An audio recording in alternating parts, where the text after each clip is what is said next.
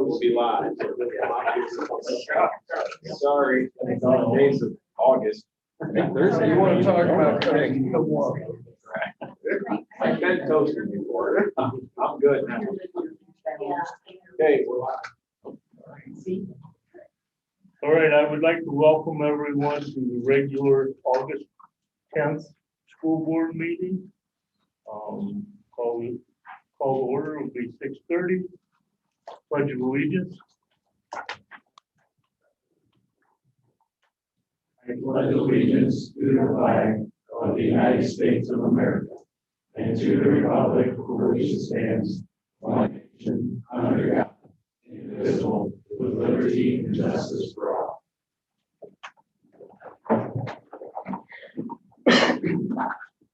Mr. Smelter, will you please call the roll? Lee. Anthony. Here. Homer. Here. Tim. Here. Shane. Any item from board members? I just want to welcome all our staff and students back to school, starting 21-22 school year. And wish them all the best for the start of all our staff, and wish all our fall athletes and coaches good luck this season. Let's go Eagles. Also need to thank our custodial staff. As always, everything is shiny, looks nice. They did a good job in the summer. Anyone else, anything else? All right, and we'll go to guests. We're gonna start out with Great Lakes Biomedical, Kyle Peters. Hopefully I didn't put that. Close enough. Yeah, Kyle's here to do a presentation on random drug testing and how it works with them. They've been here before. We met with Zach Morris between the last 4 meetings. So he's here to do a presentation on what our random drug testing would look like. Well, thank you very much. Again, my name is Kyle Preeter. I'm the president of Great Lakes Biomedical, and we're a drug and alcohol testing company that's been around since the mid-90s, so we're not new or anything. We do airline pilots, truck drivers, et cetera, and we also do about 160 schools for school drug testing, including bus drivers and students and such. Some of those schools, local and such, probably miss a few, but we got Bryan, Archibald, Swanton, Evergreen, Napoleon, Perrysburg, Maumee, Springfield, Anthony Wayne, and a number of Montpelier. Yes, I'm familiar. Yep. So we do an awful lot of schools. And one of the first things that we always like to make clear with this type of program is, what is this program about? Is it a gotcha to lay the hammer down on the kids and such? No. It's all about prevention. It's one more reason to say no. Saturday night when somebody says, hey, you want to smoke a joint or whatever it is, right there, that's where the whole program is. Like, no, you know what, I get tested, let's do something else. So again, it's not like it used to be, zero tolerance, gotcha, you're out of here. If someone ever does get a positive, there's steps that we go through to help them, to assess them, what level they're at and such as far as drug use, and then also to help keep them either playing in the sports or whatever activities that they're doing. So if you would Google random student drug testing, you'd have about 10 million results, pros, cons, et cetera, et cetera. I'm here to tell you, not just because it's my company, but the program works. Is it going to eradicate all drug use in your school? Certainly not. But the kids that are feeling the peer pressure, those are the ones that will certainly help. And that's where the program really lies. The kids that absolutely wouldn't do anything no matter what, they're not going to anyway. The kids that you really have a hard time, changing their path and such, well, you may or may not change them too. But you got about that 80% group of kids, though, they can be swayed possibly. And it's just, again, one more way to alleviate some of the peer pressure and stuff for the program. Now, there are a few myths that I always like to get out of the way first with this type of program. The very first one is like, well, you're going to do this, there goes the football team. Well, not going to happen. But don't believe me. We have a list of like all the schools we do. Call some, call all, and I don't think you're going to find a single one where there's been a decrease in activity with any of the sports and such once they had one of these programs. So how does this program work? I thought that today would be a good chance to kind of give you I call it like a day in the life of a student in drug testing, because it is a little bit scary and like, how do you do this and such? So the first thing we have is our company is extraordinarily confidential. So we will have 1 or 2 people here at the school that we will call our designated people that we talk to. That simply means that results, anything going back and forth about the testing, we talk to that 1 or 2 people, and that's it. So if another teacher, secretary, student, or whatever asks any question, we don't tell them anything. That's your school, your house, you tell them anything that you may want to do. Then we will pick, you guys are doing randoms here for your athlete and stuff. That's our goal, Randy. Yep. At that point, we will have our schedulers contact the designated person and set up dates. And they vary a lot. It's not written in stone or anything like that. But let's say that we decide we're going to do 30 kids on next Wednesday at 10 o'clock. So we've now established that with the designated person at the school, fits our schedule, fits their schedule. We come out right to the school to do the testing. We don't send the kids anywhere. We come right to you. We will give a list a day or so ahead of time to the designated person. They'll have all the kids' names on it. There'll be alternates on it too, in case there are kids that are absent, et cetera, et cetera. So 10 o'clock rolls around. We'll show up about 15 minutes early right to the school. I'm not sure which bathrooms we're going to use, but we'll go to the bathrooms that we set up. Depending on how many kids we test, there'll be 1, 2, 3, however many collectors we may need. Usually with only 30, it's usually 1. If it's above 30, we give 2, and then on and on from there. We have some schools that do what we call draw the line testing, and we just did one that did about 800 kids 2 days ago. So a lot of little kids going through there and testing. So we'll show up 15 minutes early. We'll put bluing in the toilets, tape off everything, et cetera, et cetera. The kids will come down. And if my name is, say, Johnny Smith, for example, I'm a student, I get called from class, whichever way you do it, whether it's electronically or people running passes, however your school does it. And they'll come down, they'll come up to the drug test technician at the bathroom area. They'll probably be in the hallway or locker room or wherever you guys are having it. And say, hi, my name is Johnny Smith. I was called down here. He's like, Johnny, yes, you're here to take a drug test, and you are number 13 on the list. We give them a cup, says number 13, simply tell them, go into the bathroom, we need a specimen, only about half a cup, don't flush it over with water, bring it back to us.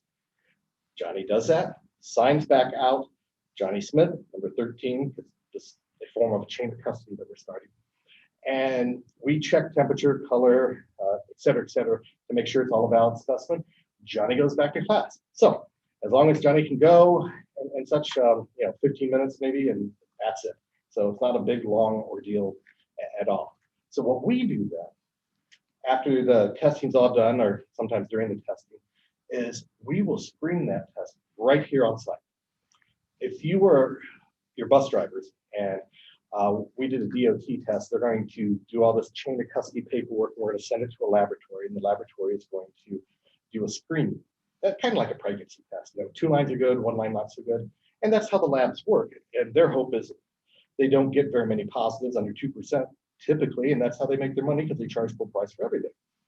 We take those same screenings right out here in the field, and we do them right here.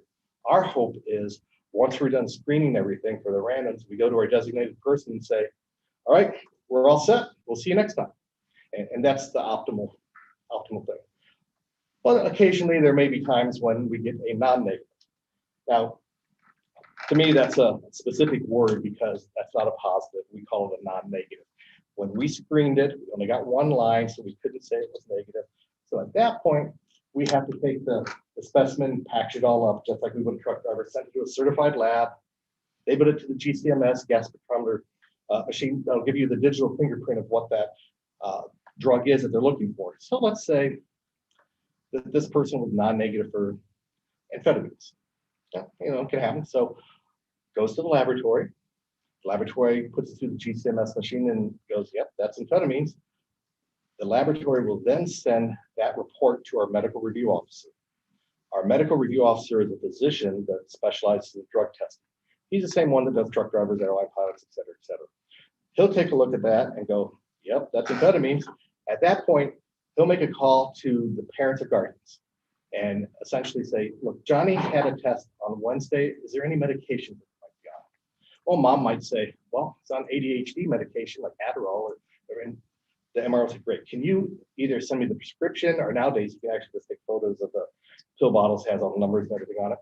It gets sent back over to the MRO. He will report it to us as negative. We'll report it back to the designated person as negative. Now, that took a couple, 2-3 days, or maybe even longer if there's weekends and such, between the testing and then the confirmation that that drug was ruled out. So what do you do with Johnny during that period of time? And the answer for that is absolutely nothing. Doesn't even know what's going on until maybe mom says, hey, doctor called, did you have a test a couple weeks ago? So you see, with this type of program, everything falls on the side of the student. We're not after trying to catch kids, et cetera, et cetera. It's about prevention, but we want to make sure, absolutely positive, that each test is 1,000% right. Now, just quickly, we can have the same scenario.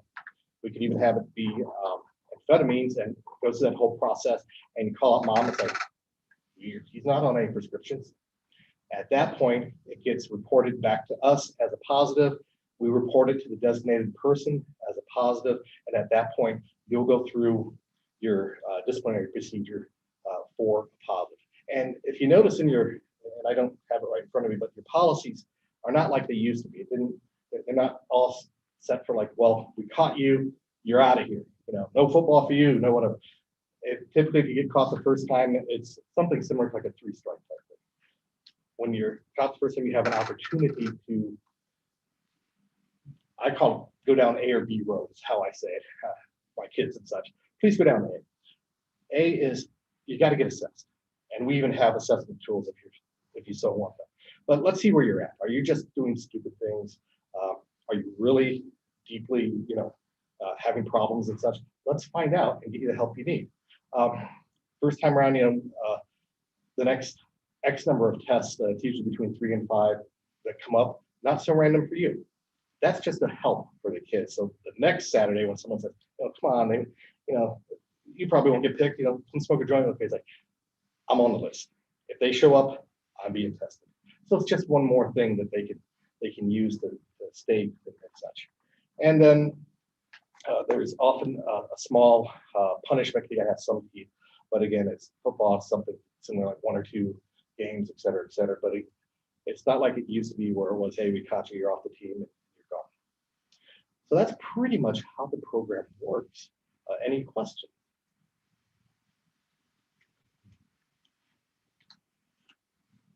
If you take the test, you have to forward the test to a laboratory. Are there additional costs of that medical testing that to send to the laboratory? Yes, but not to you. Okay. I incur all that cost. So whether it's just to rule out a drug, honestly, sometimes some schools decide that if it is like amphetamines, they check with the school nurse or something to make sure that if they're on that or not. Other schools just say, have us put it through the lab. We'll do whichever way works best for you. I have a situation where, say, like you contact him and they just refuse to tell you any medications. How does that work? Oh, that's an excellent point, because nowadays, and I do all the time too, we have a lot of trouble sometimes getting a hold of the parents because it's a number you're not used to, and you don't answer. And it happens quite often.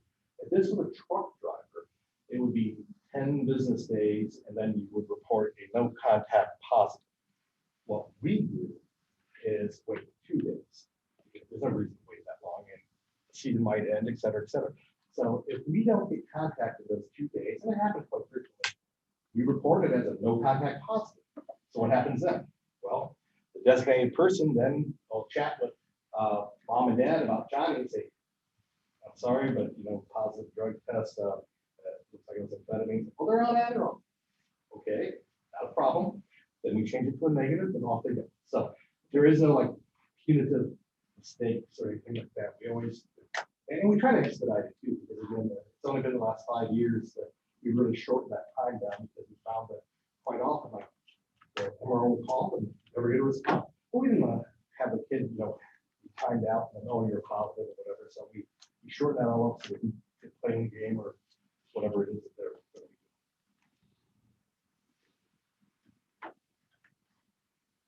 we're looking at $22 a test. Okay. We're looking at the 5 panel, and then we're looking at the extra test. Yes. Extra 5. So that's where we're looking to make sure that we cover what. With that, it's just good to know, and I'm sure Zach told you about, kind of like let everybody knows that the way that we work, if you were a truck driver, for example, there'd basically be 5 to 7, depending on how you look at it, a drug to be tested for, boom, and that's it.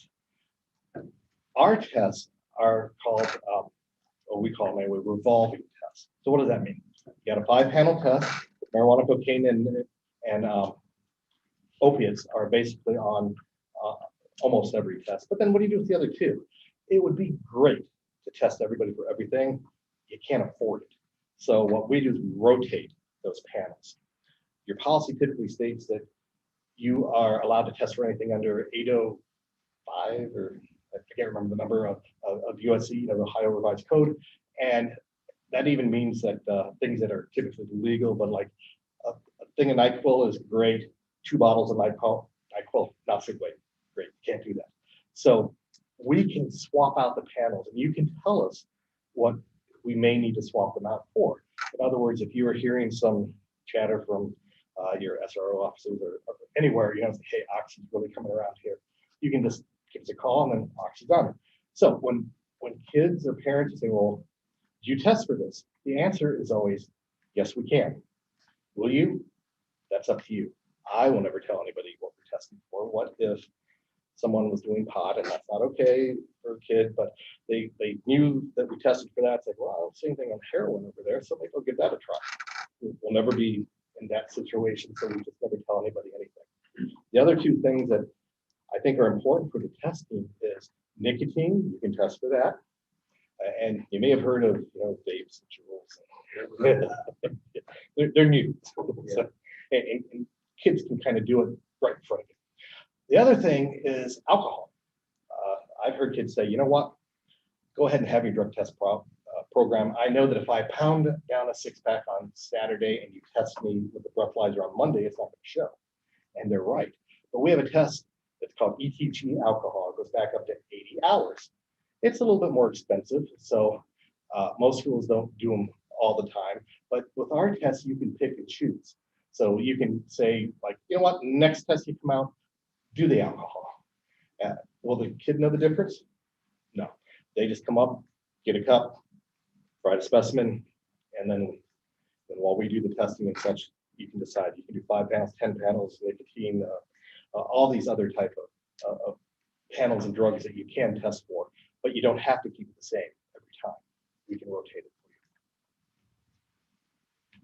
So the five panel, the nicotine doesn't fall in that, correct? The 5 panel, your $22 test, yes, can be 5 panel nicotine. And then, like, if we done the alcohol, what's the cost of that? If you didn't do any, ETG alcohol is kind of like new computers, and it's a fairly newer test, so it's a little bit more expensive. It's like $20 right now for that particular test. So it's like more expensive than the whole 5 panel currently. It'll come down at some point, but again, you don't have to use it anytime. We seem to get more calls for it, I guess, maybe around homecoming, prom, et cetera, but basically, no matter what the situation is, you just tell us that, hey, on this test, we want this.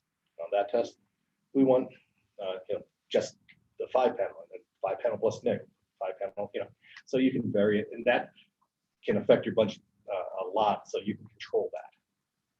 so like right now, if we're budgeting 5 panel plus one, $22. Next time, let's just do the alcohol test. We can just go that route. I mean, budgeting wise, you're still pretty. Yeah, whatever way you want to just do it. test just for that on one. Yeah. If you want. Yeah, we can do that. Though most of the time, what they do is they still do like a 5 panel anyway, just to, I guess, round it out. But that, again, I will tell you what most schools do, and you don't have to do what they do. It's just information that I gather and such. But yeah, we're very flexible, and you can tell us almost like the day before. It's like, hey, when you come tomorrow, do this, and we'll bring it.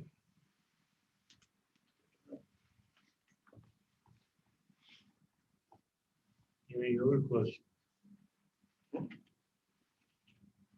Yeah, what about little Johnny that gets called 3 times in the same year? And you do it every quarter, for example. Can happen. Are you picking on him? I was just asking, maybe you Math said he is- was on drugs and you were swinging on him out.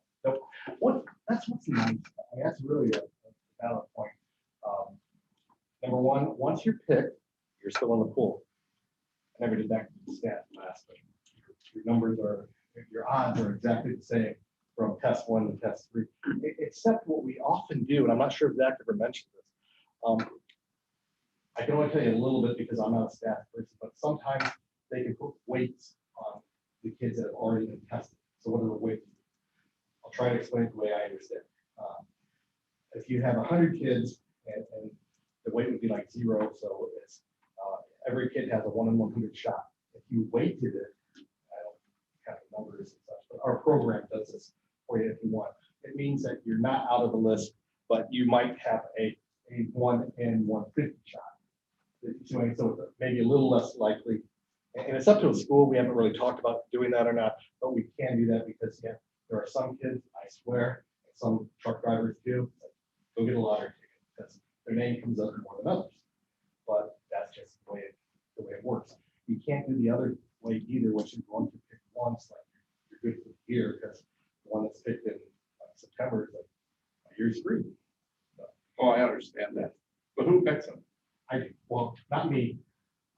We have a program called Randomware. That's my company, which is nice because don't know your kids, no dog in the race, whatever they call it. Don't know who they are, don't care, and it's just numbers to us. So we'll get a list of all of your kids, let's say a couple hundred kids or whatever, and say, give us 20.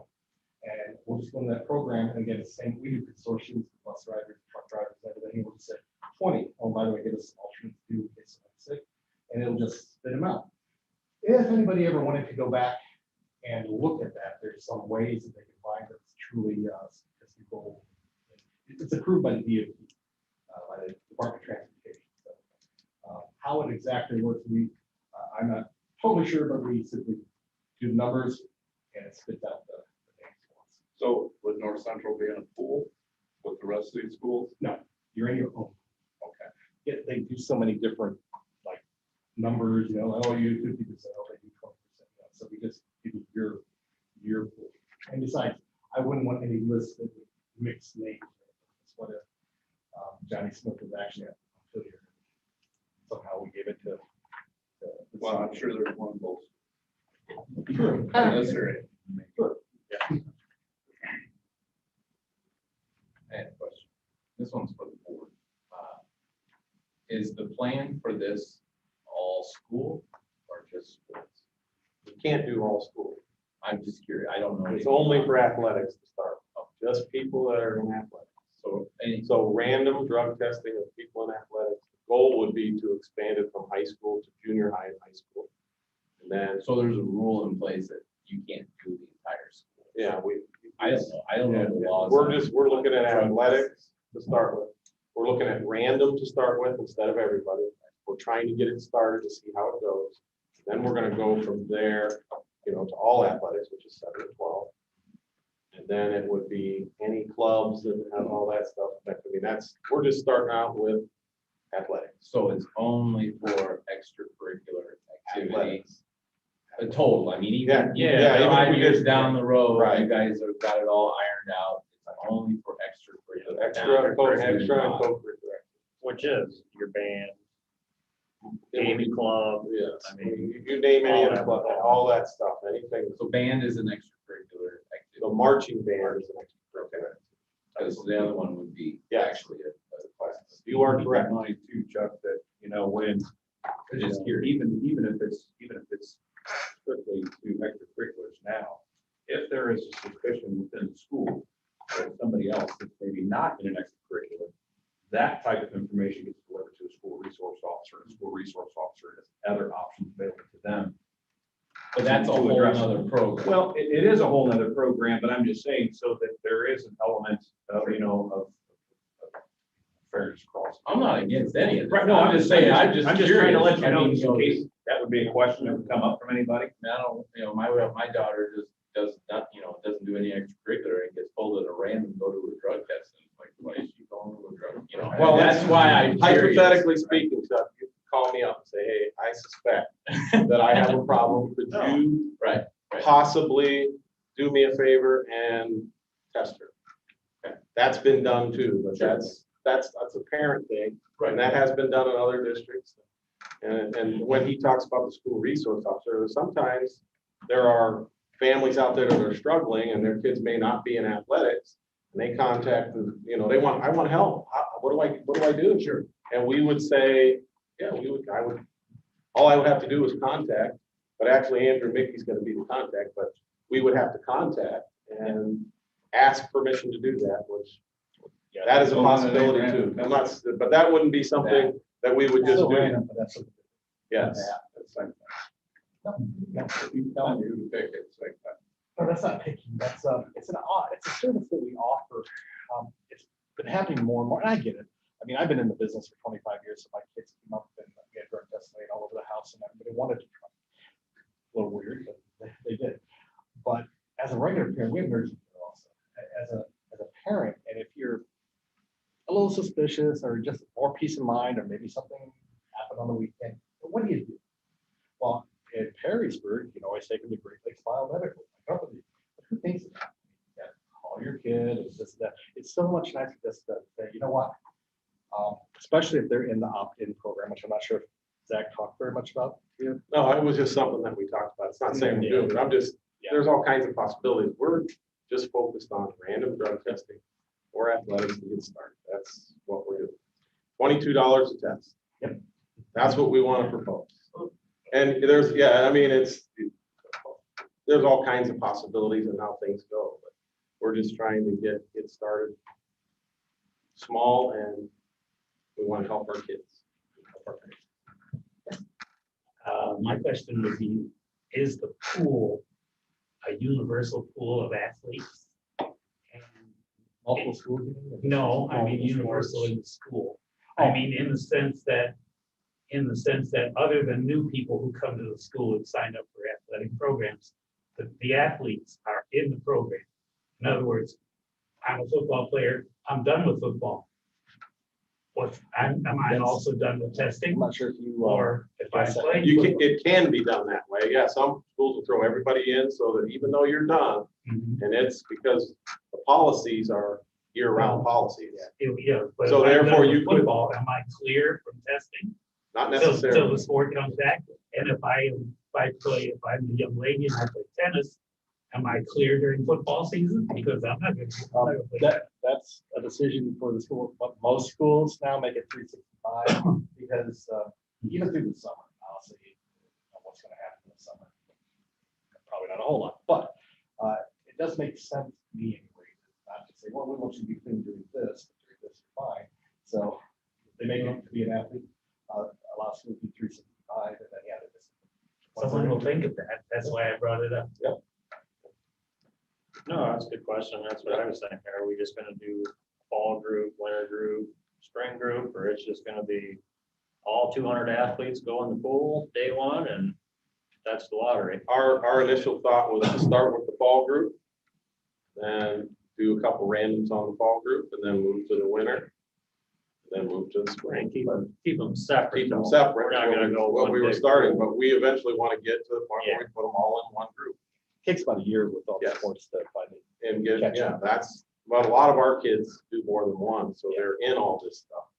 You know, if we took your daughter, for example, she'd be, Right, that goes Been back all- on what Chuck, my daughter got tested 3 times. yeah, more Yeah. potentially. Oh, yeah, because right.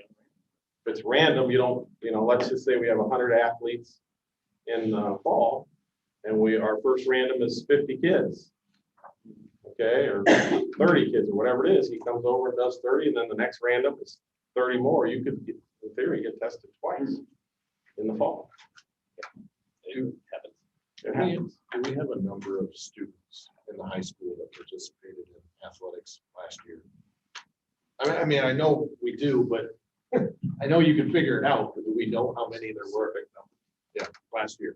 I'm just saying, in an average year, how many high school students do we have that participate in at least one athletic? You may want to revisit that in 2019, just because last year there was a lot of. Don't know. I don't know what, I mean, in the high school, we have what? 180 to 200 students. I would say it's 150 to 200. What's that? I would say around 150. In athletics? Yeah, maybe. No. No, it's not. Oh, total, we have about 180, Okay, 175, 180 students. Yes. How many of those students don't participate in athletics? not a lot. It- 75? I mean, are we around 100? Probably around 100. Probably, that would be my guess, That'd be just off the top of my estimation. head. And of those 100, I'd say greater than 70%. probably more. Or multiple sports, right? Yeah. So when you're testing students in the fall, that are fall sports athletes, you're likely to be testing winter sports athletes. Right, spring sports correct. athletes At the same time. You're gonna have variable segregation.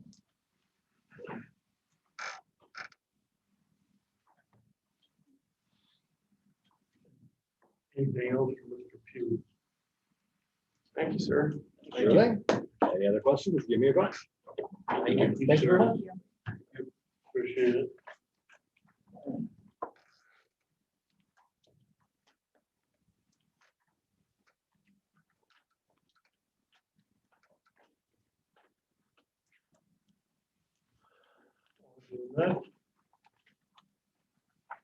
Anyone else got anything they wish to say to the board?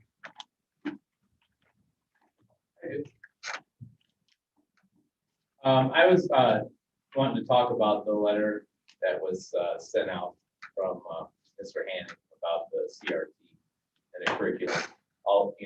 We appreciate the actual start of this process with CRT, that there was a statement that was put out for the public to know that the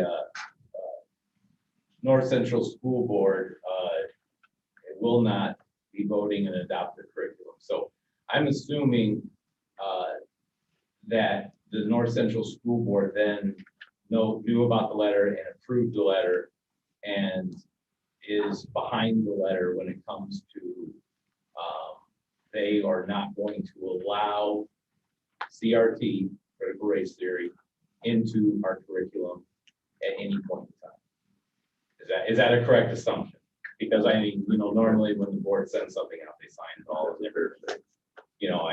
I just want a little bit of clarification on this, because that would be banning it, but I just want to couple steps behind where we're at. That's why I said that I appreciate the letter that Mr. Hanning put out. Hey, thank you. Well, this, to me, it's the first step.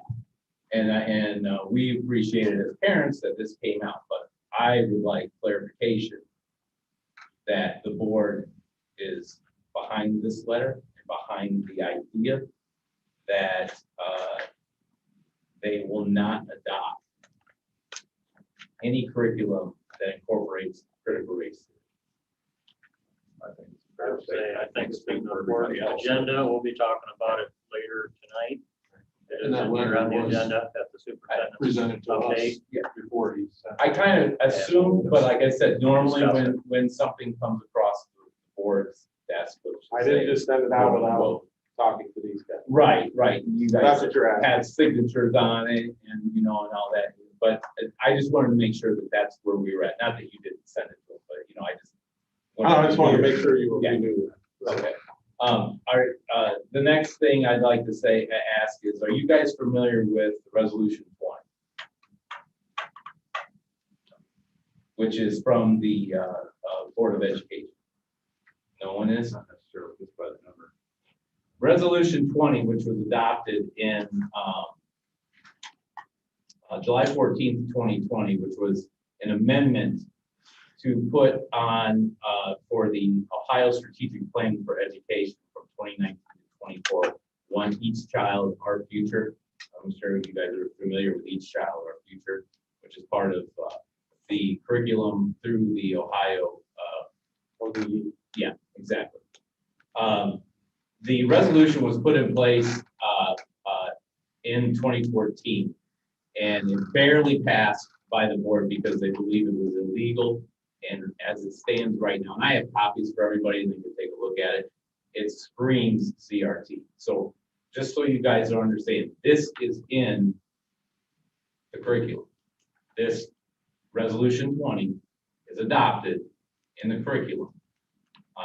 I'll give you guys copies so you can see it, so you can, we won't get into it because my 2 minutes usually lasts about 20. So,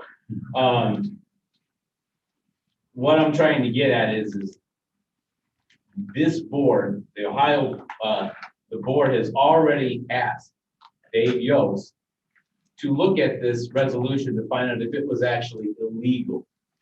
Oh, you're talking about the state board. Yes. Okay. I was State gonna board. say- Not this board. I'm Okay, sorry. I was. Sorry, guys. Sorry. State board.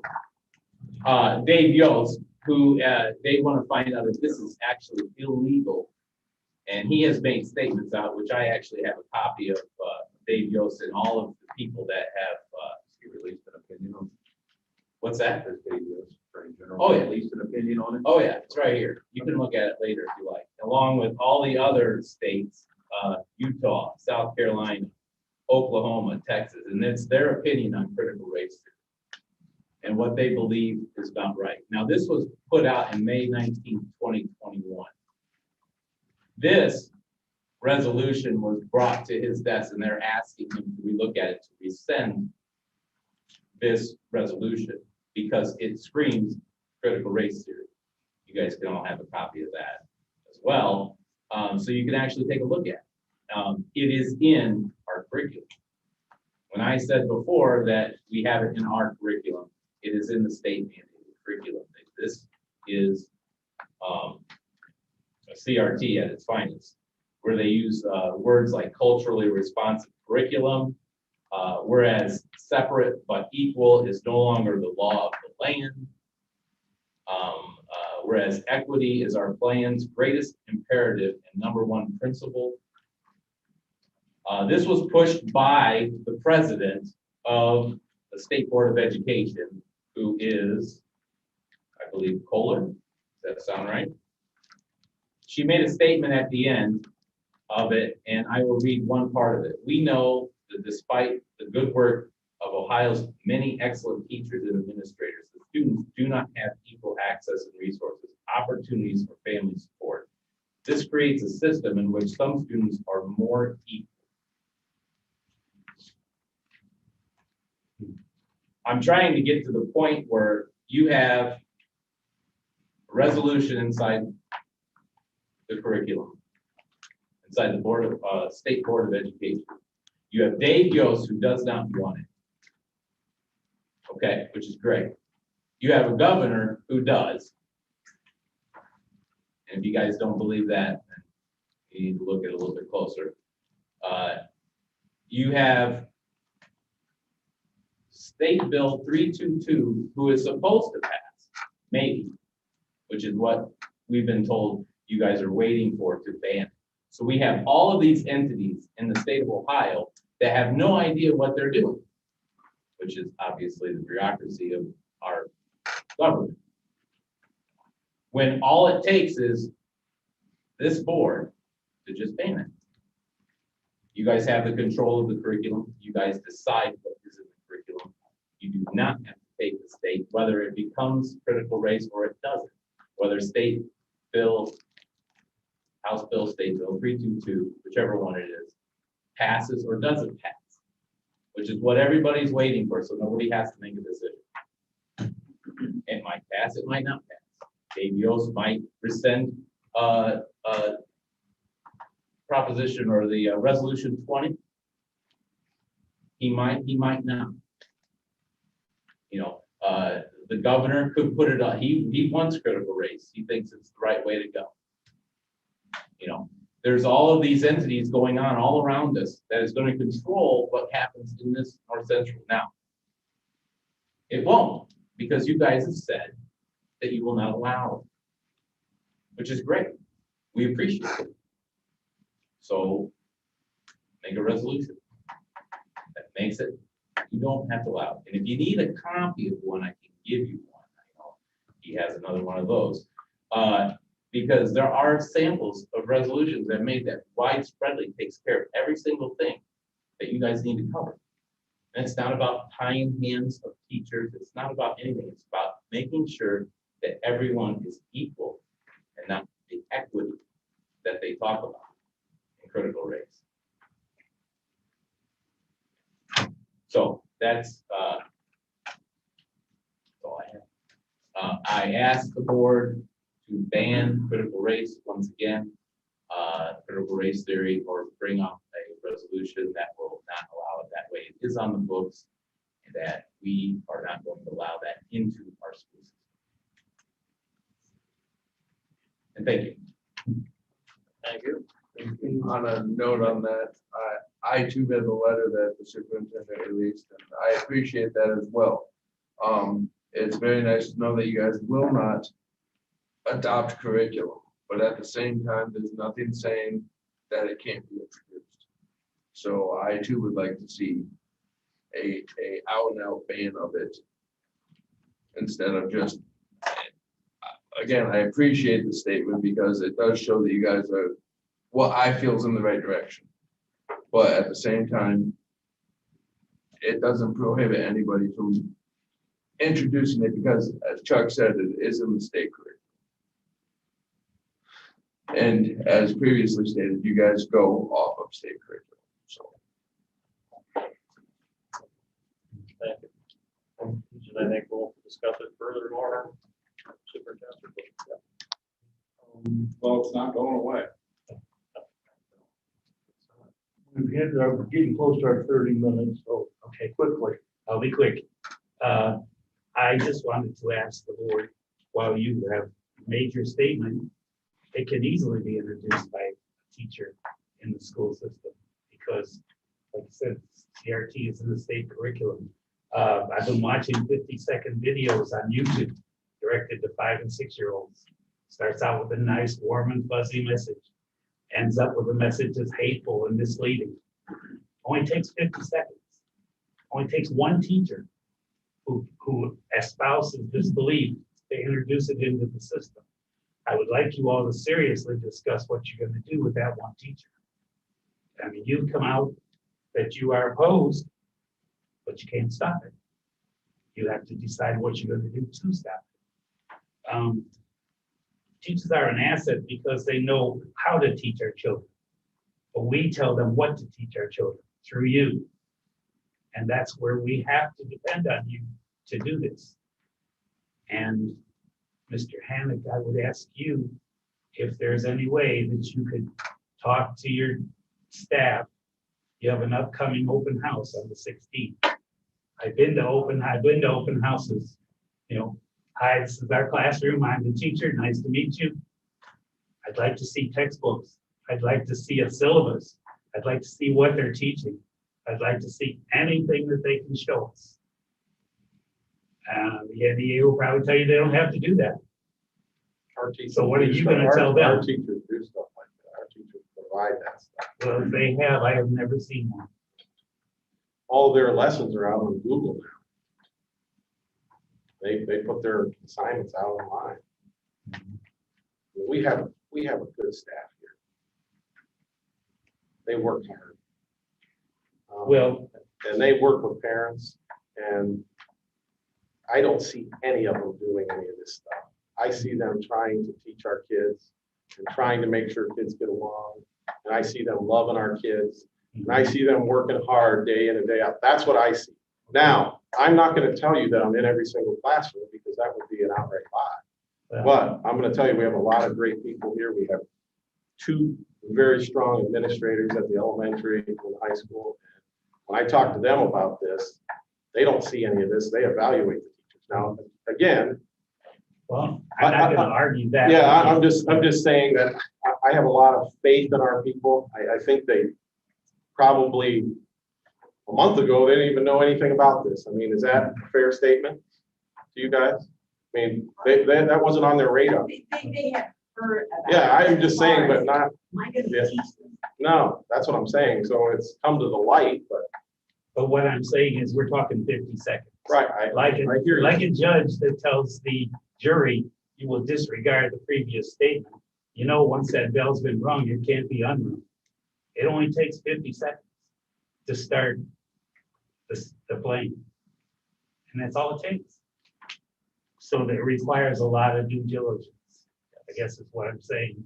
And I hope you're up for it. I hope we're all up for it. Thank you. Thank you. Thank you. All right, I'm going to go on to the treasurer's report this time. Mr. Smelter, Light agenda this month, just 3 items on the agenda. Minutes from the July 20th regular meeting, financial statements and investments from July. And then also we need to approve a delegate and an alternate for the OSBA annual business meeting, which is held every year at the Capitol Conference, which this year is November 7th through the 9th. So we will need to have a delegate and an alternate for that. I know some of you guys have done that in the past. I think Homer and Anthony, maybe? I don't know. And I Tim? took it in last year at volleyball. So we'll need to approve that again, and then obviously with that date coming up here in a couple of months.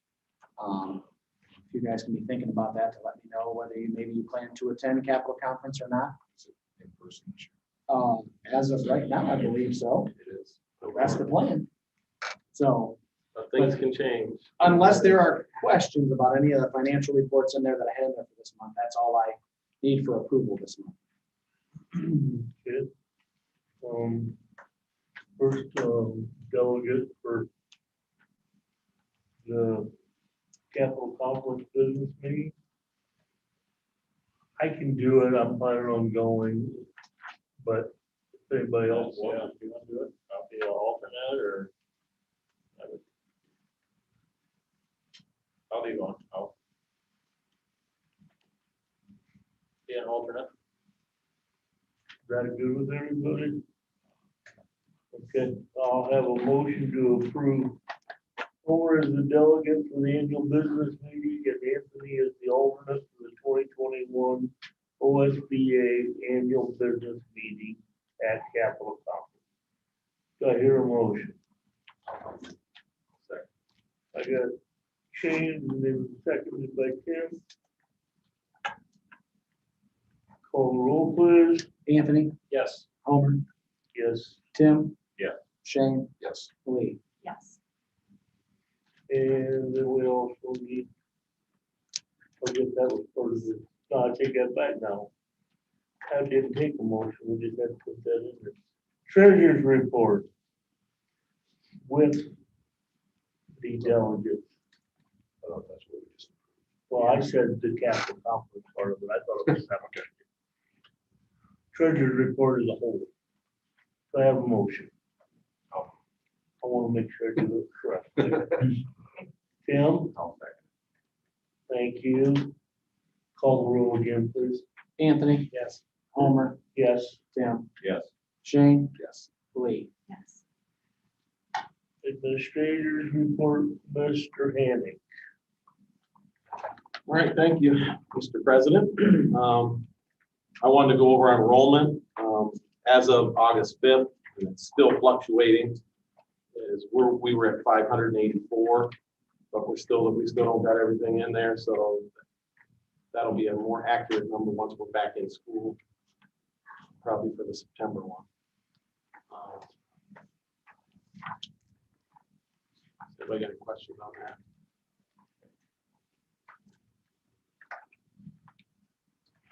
Second thing I wanted to talk about was the 2021-22 school year. I wanted to lay some things out. We released a statement as a county today, just about some of the things that are going to happen for this school year coming up. One of the things is, as a county, talking to the other superintendents, we work together. Wanted to release statements of exactly what we may be doing.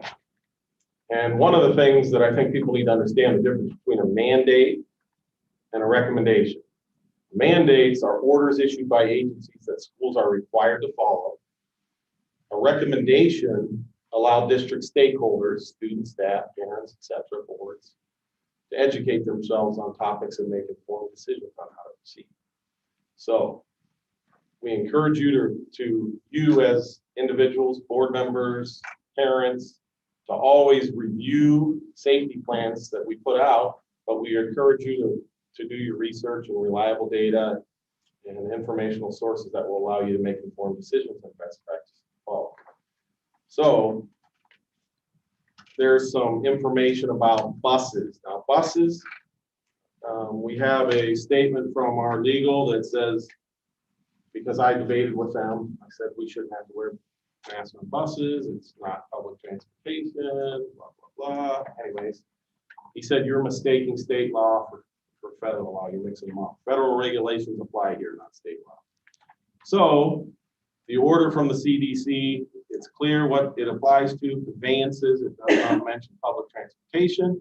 The CDC order should not be confused with presidential executive order or any of that stuff. These are two different and distinct orders. It mandates persons must wear masks over the mouth and nose when traveling on conveyances in the aircraft, train, road vehicle, vessel, and other means of transit, including military, specifically referring to blah, blah, blah, 42 of conveyances that are specifically exempted order. Private conveyances operated for personal use are one exemption. Personal cars, commercial motor vehicles, when the driver is a sole occupant, and conveyances from U.S. military when they are following Department of Defense precautions. While the order does not refer to a school bus as a conveyance directly, a school bus is a means of transit. Further, the order references that buses bring American children and teachers to school and does not name school transportation as an exemption. So we are, because we have a recommendation that to wear masks at school, we can either do it or not. We're not recommending it. We're saying you have the option. So in school itself, it is the choice of the staff member, the parents, the kids. So we're going to have some people wearing them, we're going to have some people not wearing them. But on the transportation, they have to wear masks. That's the driver, anybody that rides into the school. So you'll have people riding into the school bus with their mask on, and then when they get to school, they can take it off. So I just want to make sure that that's clear. There is no way around that. And that order runs out on September 13th. Now, the intention of what I'm hearing is that that's going to get extended. So I can't speak to that. All I can know is what we have to start off with. During school, this is the Ohio Department of Health, the Williams County Health Department, and the CDC highly recommend masks to be worn by students and staff while inside the school. Therefore, mask wearing in school is highly recommended. Recommended means we have an option. You can either say you have to wear them, or it's your option. We've chosen as a group to say that it's optional and up to the family. Schools will continue to monitor guidance and data from the Ohio Department of Health, the Williams County Health Department, and the CDC to stay informed and make appropriate decisions on this topic. Flexibility will be the key as information is monitored. Data will be reviewed and districts may require masks if COVID cases rise locally. Contact tracing, all this gets into people that are positive. So there's going to be contact tracing, and if you have a mask on and you're 3 feet apart, of course, and you have no symptoms, you wouldn't have to quarantine. So we're going to be under the watch of if somebody, gets positive and they're in a classroom and they expose other kids, we are going to have to do some quarantine. My guess is that the rates are really low from what I can see, from 0 to 19. So I don't know if that's going to be an issue, but we'll find out. I think we need to let our kids be kids and let our staff be staff. And if they want to wear a mask, we certainly will support that. And we will not allow anyone to be chastised for that. And if they choose not to wear a mask, it's the same thing. But when it comes down to contact tracing, it's going to be different if you don't have a mask versus having a mask. I'm just telling you now, that's where it's going to get sticky. Obviously, vaccinations, kids are not required. We can't require them for students or staff, but remain an option. And it's highly recommended from the CDC and the Williams County Health Department and everybody else that you listen to. So it's highly recommended for eligible kids 12 up. So we're talking about 12 years and up. Well, that's not necessarily in the elementary school, pretty much 6th grade. Yeah, 6th grade. So you're looking at everybody below that is not. So we're going to do our best to have seating charts and make sure we know where kids are and keep an eye on them, all that kind of stuff. But we're going to try to make it as normal as possible. That's our goal. Physical distance, we'll make every effort to maintain a distance of 3 feet, but I will tell you 3 feet is very difficult to do with little kids and school and desks. And so we're not putting up dividers and doing any of that stuff. So there's a lot of things that are possible, so. Hand washing, we're gonna continue with hand washing and emphasizing that and all that. We're gonna clean our facilities like we normally clean them. We're not gonna, be spraying chemicals and all that. We're gonna clean them like we normally have cleaned them in the past. District stakeholders are asked, when they come into the buildings, if you have a temperature or you're sick or whatever, please stay home. If the kids have a temperature, please keep them home. I mean, that would be like that for anything, so we don't get other children sick. We do have a school nurse that they can go down to and she will take their temperature, but we're not going to be standing at the door taking temperatures, doing all that stuff. It's going to be as normal a school day as possible. But because of that, schools like us, they're going to want to penalize with contact tracing. I'm just throwing that out there. But we believe that we need to take the option of allowing our parents to have, and our staff to have options of what they want to do. So I just want to make sure I throw that out there for the start of the 2020, or the 21-22 school years. And I did send out COVID-19 fact sheet guidelines for K-12 student quarantine, and then I also sent out a document that looks like this that kind of shows how tracing works. So that's just information. Assuming that transportation is transportation, assume that would still also then apply to those traveling for athletics from. Yeah, starting, the way we're gonna do that, starting the first day of actual school. Then anybody that travels on that, hopefully we won't have to do any contact tracing on buses because people have masks. And hopefully we'll spread out. I assume our buses aren't jammed full for, events. Athletic events. Well, I just assumed Yes. somebody might ask that question. regarding- Yes, that's a good question. So, After hours, but still. yes, and Mr. Mickey's gonna have to give the coaches to remind them of that. And, bus drivers, I'll meet with them tomorrow. But I'm just throwing it out there with what we're faced with.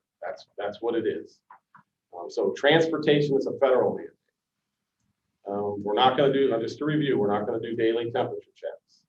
That's self-help. If you wanna check your kids before they come to school, parents, you do that. But if someone's sick, let's keep them home. That's what we need to do. We're gonna ask that we have seating charts and by our staff to have seating charts, so we know what kids are. Yes. Question, if a parent was to take a couple neighbor kids into school, is it a personal vehicle or does it become No, that's transportation? a personal vehicle. Okay. That has nothing to do. So and that's a great question, and I think some people will, what you're getting at, where some people will probably, more people will bring their kids in. A lot of people right now here at North Central bring their kids to school or they drive as it is. So, I mean, I don't know if you guys are aware of that, but that's a true fact. I'm gonna say it's strongly recommended for anyone age 2 or older, so that pretty much covers everybody in the school, including me, if we're going by that. Physical distancing, 3 feet between desks. Now, Mr. Moore, not to put you on the spot, but is that possible? It's gonna be challenging. It's challenging, so- With desks, Right. various size of desks, resources in the classroom, kids shaped tables, group activities, center, calendar. It's gonna be just not possible. So we want the kids to be the kids. That's why we're having an open house, which allows everybody to come to the open house. Some schools are only allowing new students to come. Some, do them virtually. We are choosing to have our open house and get people in and walking through our beautiful school and seeing our wonderful teachers and staff that are greeting them when they come in and that are excited for them to come back. The 100 degrees Fahrenheit is what our school nurse is saying, who are experiencing infectious illness symptoms or temperature over 100 degrees should stay home, go home and seek an evaluation by their healthcare provider. That's our recommendation. Are we still leaving all the temp guns in each classroom? Yeah, they're all gonna have them. And is teachers discrepancy, if they wish to shoot all their kids, are they able to? Can you rephrase that? Temp gun all their kids? I'm saying that they are not gonna be required to do that. Not required, but I mean, there may be some teachers that, would like. I to would not check all say, the no, you're things. not allowed to do that if you don't want, but, I'm not gonna make you do that. That's not a requirement. It was a requirement. We did it. I'm not sure that, I don't know how much that helped or not. I'm like a lot of people. I don't know all this stuff that we've tried to do. We get out of school and we were told that, everything stops and then all of a sudden we're kind of roll back to where we were. And I'm hoping that we show them that our kids are healthy. It's not, I'm just hoping that happens. I could be dead wrong and I'll admit it if I'm wrong, but we need to give it a chance. We need to try. And we'll see where it goes. So I wanted to make sure everybody was totally aware of that. I don't know if anybody's On the got. busing, you said we're going back to original cleaning protocols with busing being a huge issue and not getting the daily cleaning. Are they still gonna We are going fog the inside yes. of each bus every day? That's what me and him talked about. Yes, we are gonna do that on the buses. Yes. Not in the school. That's correct for me to say that, correct? Same as last year. Yep, for the buses. So that issue has been discussed. And athletic events are full capacity. Athletic events are full capacity, full pay. Very good. So we didn't make a whole lot of money in athletics last year. So. Not that we ever do, but we can definitely do better. Okay, next thing, if there's no more. I wanna- have one, sorry. Okay. Back to the contact tracing, I know it was on there, I didn't have a chance to read through all of it today because it was just posted, but, so, this obviously is only for junior high and high school probably, but if the kids are vaccinated, does the contact trace, like, how does that? Hey, if they're vaccinated, that's the free pass. Okay, so what if they have a positive antibody test? I mean, they've had COVID, they have the antibodies, which is, Yeah, we're looking for, if you either had the antibodies or you have a positive test, we're gonna be looking at symptoms at that point. So if they end up with symptoms, obviously you wanna send them home, but I don't wanna be sending home kids that are non-symptomatic. You know what I mean? Like healthy kids sitting home. Naturally vaccinated. Yeah. Whatever, but at the high school, you can be back, you can say, and we can't ask you if you're vaccinated, you know what I mean? Like, so if you're, if we're talking about one of your sons, just for example, at the high school, we could, if he's in a classroom and somebody's positive and the nurse might say, hey, these are the people that were sitting in this pod and they were not 3 feet apart or 6 feet apart or whatever, depending on the situation. They have a mask on and 3 feet apart, no problem. They're vaccinated, not an issue. So, yeah, that's gonna be tricky and that's why I'm trying to lay it out that it's not as simple because basically what's happening with the contact tracing is it's penalizing people that either are not vaccinated or not in mask. That's just my opinion. That's what it's all they're about. just trying to make it hard. So if you look at the 2 pass, you go over here, if you got a mask and you're vaccinated, if you're not, you're on this one. Right. So to me, that means, but I just make sure I want to share that information. That's why it's out there so that it's not a big surprise. Right. Critical race theory. What I wanted to do is I wanted to make sure, since some of the folks referred to the statement that was out, I want to just reiterate what that says. North Central Local Schools Curriculum CRT. The North Central Local Schools follow the learning standards set forth by the Ohio Department of Education for all subjects and grades. Just like many districts across the state of Ohio, we are watching this legislation. My intention was to have Mr. Hoops here tonight. He sent me an email at 5:16 saying he couldn't be here. He was just getting out of a meeting in Columbus to go over the legislation and speak to the board about what was going on. He did send me an email, a follow-up there, that he would like to come to the September board meeting, but I'm gonna have to get with him on that. It's a possibility. But I am gonna invite him so that he can talk to our board. These standards guide lesson plans, material purchases, test prep, and all other content related to instructional implementation. We rely on ODE to provide guidance and clarification for implementation and comply with what is legislated. North Central Local School District and our Board of Education members have been questioned and updated on critical race theory, known as CRT, in the past few weeks. This came out on the 29th of July, so it's a little later now, but The questions surround whether CRT will find a way into our current curriculum and classrooms. That's what the questions that we've been getting. The purpose of this letter is to communicate that North Central Local Schools' position toward this highly sensitive subject is the Board of Education has not and will not be voting to adopt any curriculum that incorporates CRT. That was what I put out there. So board members, is that something that you want to adopt this as a resolution? Do you want, how do you guys feel? Is there any, since we're talking amongst ourselves here, and I've thought about it a lot. I strongly stand against it. I talked to you about a resolution. No, I don't want to see it in here. I'd like to stand tall on that. The biggest concern is policing it. I don't want to be in our teachers' rooms. I don't want to, be watchdogging over them. I don't think they're here instilling it into our kids. I think we have a good staff. All kids are welcome here. We give them all the best education we can possibly offer, but no, I don't want to see this in our district. I just think so many things in the past, just keep getting removed and removed. Like the last one was Dr. Seuss books. I mean, at some point, this nonsense is gonna stop. You can't speak of God in schools. What else did I have on here? You can't stand up and say the Pledge of Allegiance in the morning. I mean, they just keep taking and taking. we do that every morning. I know, and I'm thankful we do, but it's a little thing you're not supposed to, and now they want to take away our American history, of our founding fathers, and they want to strip that out of our education.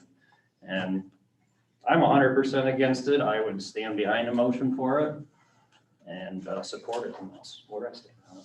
Well, I think it's imperative that we do make a statement at least. I know that there's been some question as to the fact that statements are, the statements are just statements and they can be taken away. And understanding that, I understand that it's the same thing as policies. Policies are the same thing. They're living, breathing documents, and same thing as resolutions. Resolutions can be rescinded or revoked.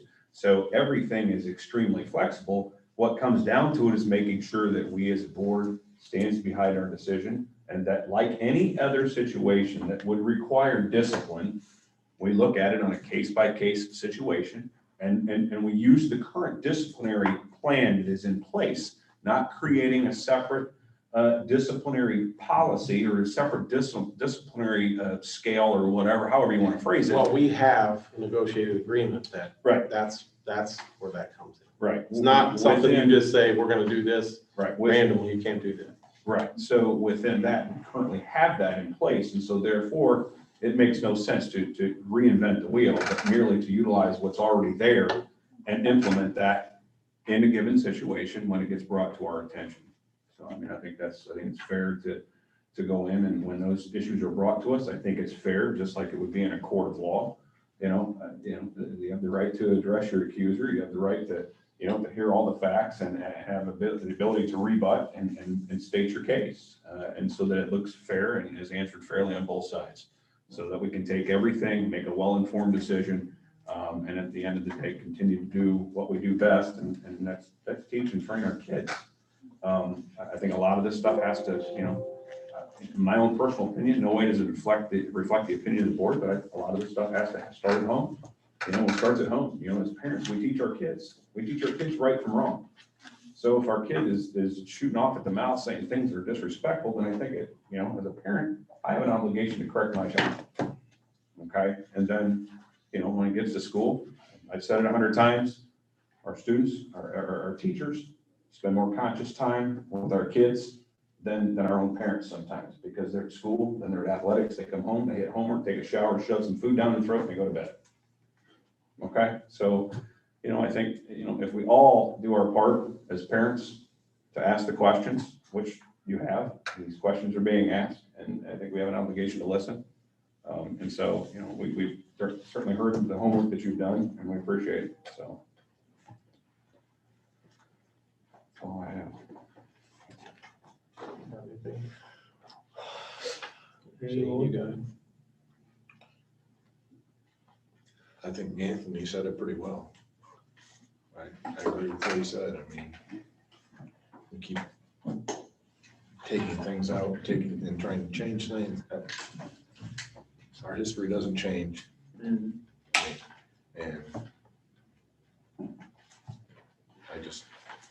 I don't want to see it in our schools at all. And but the whole policing, like you said, we're not gonna be in every classroom, every hour of the day and hawking over. And I don't want our teachers to feel that way either. No. You brought an issue that is a cultural issue in our country at this time to light. And I don't want it to be misconstrued as it's being brought to light because we think it's because it's been a major problem here. You know, where, bringing something to light, sometimes teachers can feel like they're being attacked, like being accused of something, when that's not what you're doing. You're bringing to light an issue that is a cultural issue in our country. If I may, real quick, you guys have talked about random drug testing as a deterrent. I understand that you guys can't be in every classroom, policing every teacher, but a solid ban would act as just that, a deterrent. Just thought that comparison, something worth making.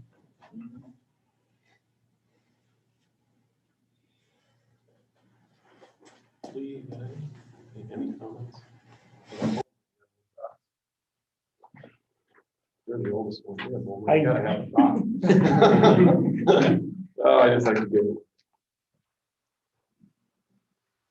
I have faith that the quality of staff that we have are not intentionally going to bring these things into the classroom. And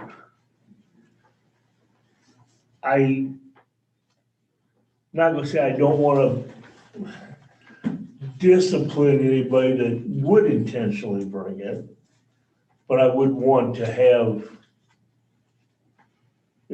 a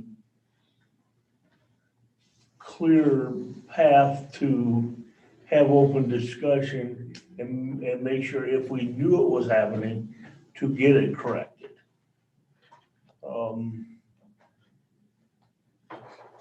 But I really feel that it's not going to be intentional by any of our staff. I mean, we all make mistakes. There's no doubt about it. I've made more than my fair share. But if it was a mistake, if something was brought into the classroom, if a staff member is willing to admit it and make sure that it doesn't happen again, but to sit there and tell them that we're gonna have a full-blown investigation, I don't know that I can support a policy like that. I think it was after our last meeting, I think when I was speaking with you, you had mentioned something about possibly forming a coalition that involved a few parents, teacher or two, a couple teachers or whatever. Sure. An administrator or whatever, to meet periodically and just discuss if they are seeing anything or if there's anything, red flags anywhere. I think that the majority of everyone, in fact, if not 100% of everyone, doesn't want to see anything like this in here. The idea behind all this is to keep it out of the curriculum. And with you guys saying that you don't want it in the curriculum, we're right there. I mean, we're on the ledge right now. And all we need to do is that little pushover to make sure that it's legal. And I agree with some type of and it's not a watchdog. It's just how many times do you guys have the chance to actually go through the curriculum hard to look at it? These things will come into a curriculum without anybody even knowing it. And not even the teachers possibly, and not even realizing it. And if they have a question about something, they should be able to come to anyone, the principal, the superintendent, and say, hey, this doesn't sound right. And if you can't tell me that there haven't been teachers that looked at this stuff and go, you know, this doesn't sound right, this doesn't sound like it's supposed to be. So why is it that way? I'm not saying it's happened, but that's something that could happen. And if there is a group that they can bring it to, you know, that maybe gets a little bit more versed in this whole thing. I'm at the tip of the iceberg, guys. I'm not, you might think that I'm fully versed in all this. I'm not. I'm just, you know, I'm finding things and bringing it to you. So long story short, a little long-winded, sorry, but yes, I agree with that. I just don't wanna, you used the word illegal. As far as if someone acts, and some piece of CRT would happen to show up. It's not that it's illegal, it's something that we do not want. It doesn't mean that it's against the law. It's not what we want, it's not what we would recommend. And I don't want the staff to feel like,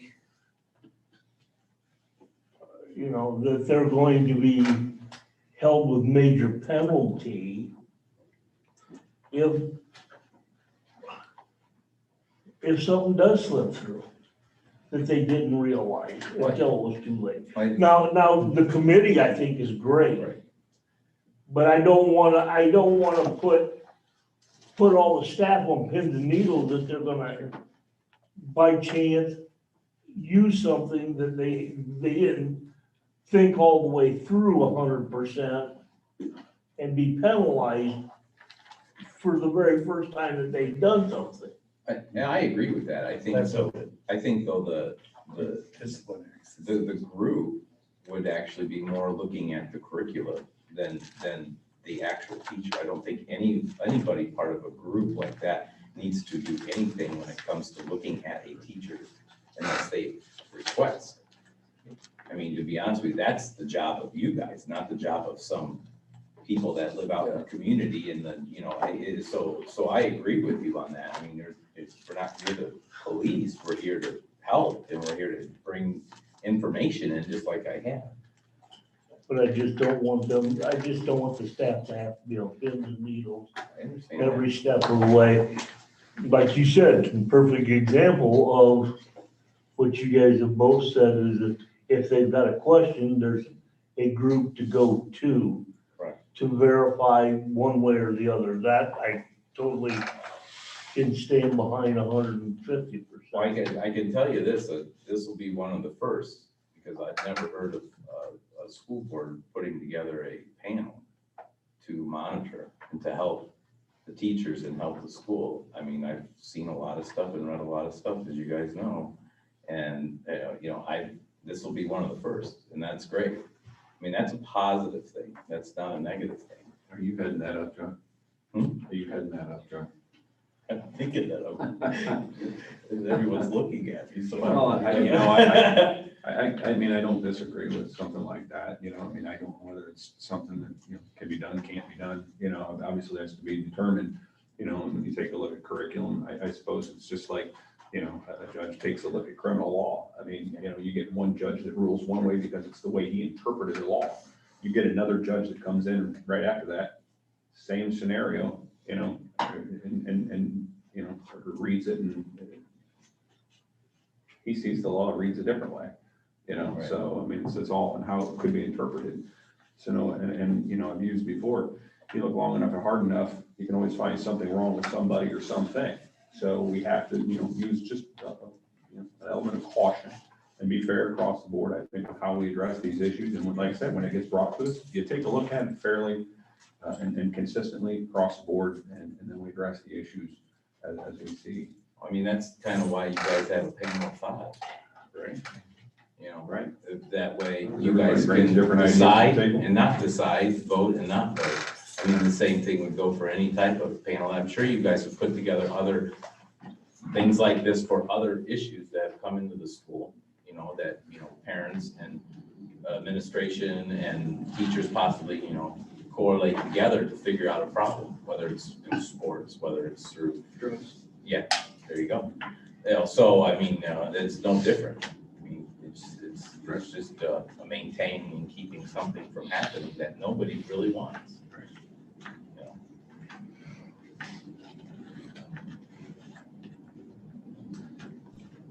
So what's our idea, or do we want to talk about it some more and do something in September?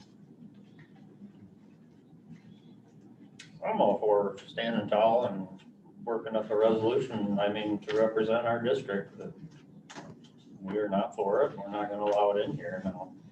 And then I think what Chuck said is a good idea, maybe a PTA or something that helps out staff and that and other issues. I mean, there's more than CRT, you know, that we could use a group put together like this. I mean, we've been without for many years. It would be good to Well, have it's kind of something. like we've talked about with the, how to disperse funding from gifts. Enterprise. We've also talked about it as far as community involvement with helping us maybe readjust our curriculum to better prepare our kids for what our community needs as far as future employees. Absolutely. I mean, the group would go work for several things. I mean, a plan or where we want to be in 5 years, or what do we want to build in 2 years, or, I mean, there's just, And I, could work for many avenues and be a good but I think we organization need for to, them. and if that's what we want, then we need to create it and figure out what we want on it. If we want to, you know, and I guess the CRT part specific, that would probably be something totally, or kind of separate.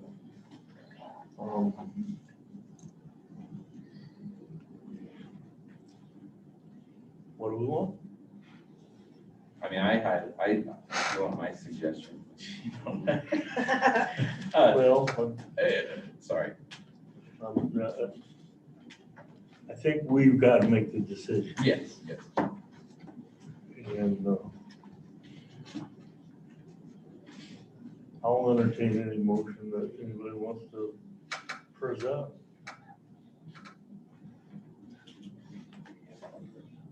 I mean, I don't know how you, Well, I think we'd I'm have, not we'd sure have how to to come up with phrase a it. resolution, or, I mean, I don't think we can just pull it out of our hat tonight.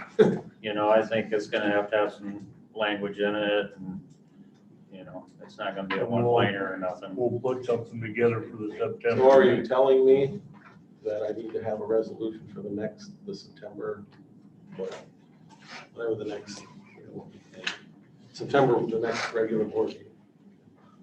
Yes, Is that what you're saying? yes. Have it and then we'll vote on it one way or the other. Vote as your conscience deems necessary. And we'll also discuss the committee with the citizens as far as to be available for a citizens advisory committee. And I think a citizens advisory committee could cover different topics. Exactly. It doesn't have to be, it Well, it could would be this be only- one, whatever, you know, you can 2 or 3 things. It can help us with curriculum, it can help us with the Finance. specifics. Yeah. Let's start working on that also. How many people and, You said that you have different copies of others. It's a school copy of another school that just, to give you an idea of what other schools have done, and it's very lengthy. It's not like we don't want CRT. It's not just that. It's. Well, I think anytime there's a resolution, it's not always typically done just like Right. in-house. It's usually something that is reviewed by legal just to make sure that we're covering everything so that we're not, you know. I mean, I have it stepping Stepping out here. outside of our- I'd be more than willing to let the boards just see it, and they can use it, they can not use it, they can, you know, pick parts of it or whatever they want to do. appreciate that. Right. Okay, Okay, I'm gonna move on to opening of school. correct. I just want to remind everybody that August 16th is open house from 5:30 to 7. Now, Mr. Moore, other than, because kindergarten is this Thursday, correct? Correct. So kindergartners wouldn't be part of that, but it would be preschool and 1 through 12. Yeah, I'll speak to that as well, but Yes. kindergarten, they have a special night on this Thursday. Okay. And then the first day of school for students is August 18th, just to remind everybody, first day of school. We start on the 18th, so we're ready to rock and roll. So those are just reminders. Our next regular board meeting is scheduled for September 14th, right here, same time, same place. I would ask that we have a special board meeting on August 23rd, which is a Monday, at 6:30 for the purposes of an EZA agreement, which is with Aqua Bounty, with Wedco coming here and doing a presentation. And that's the only thing we would do. Enterprise zone agreement, Wedco, be about a half an hour. I'll have them come in and do a presentation and then present the enterprise zone agreement, and that would be all of our business for that. We need it. There's timelines for that we have to meet, so is everybody available? It would be, I think, a lead, because if we wanted to have a morning meeting, it might have to be at 6 in the morning, 6:30. It would have to be early, right, so you can get to work. So I figured if it was later for you, it would be better. So if it's 6:30 okay, or Yes, later is better. okay, that's what I thought. 5 a.m. Like 5 a.m. 5 a.m. So 6:30 would be better. So is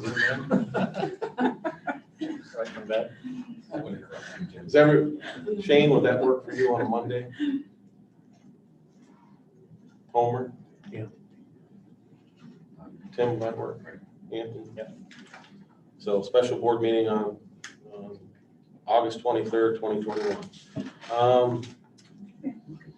You do not have that on the agenda. I don't have it So on. that the- needs we to be didn't- yeah, that needs to be approved. If we could add that as a resolution on my part somewhere like. Can we put that, can we add that to the consent agenda? Or do we need to keep it separate? Let's keep it separate, so you, Well, then let's just do it right now. okay.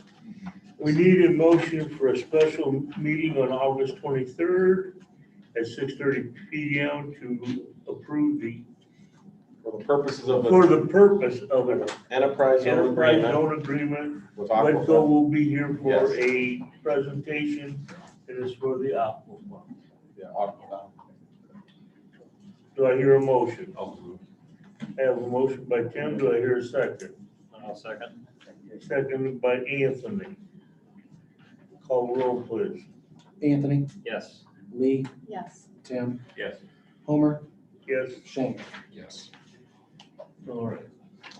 The only other thing I want to make sure, I made a mistake on Travis Creek's contract later on. It should go to July 31st instead of July 1st. There's a typo on that.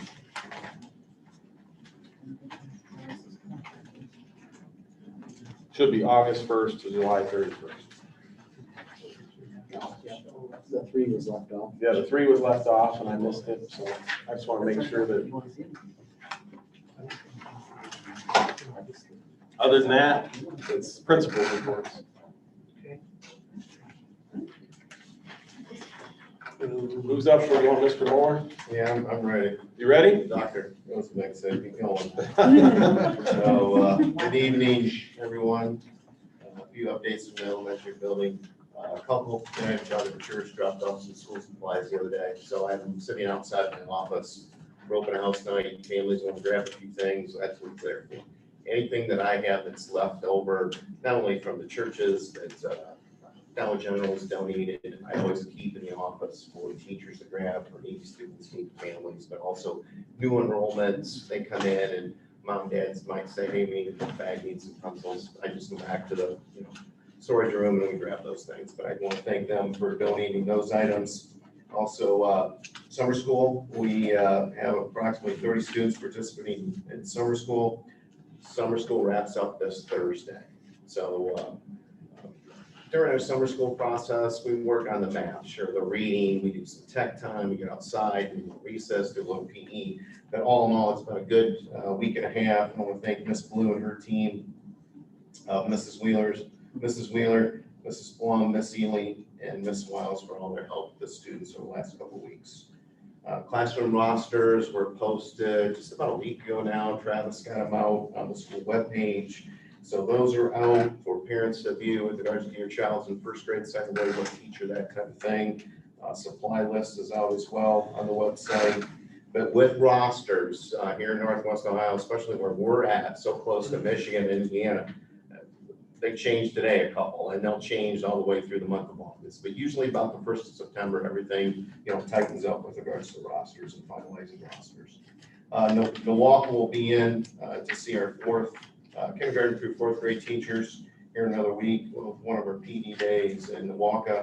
Great bunch of folks, basically technology experts here in Northwest Ohio to supply a ton of supports to the schools.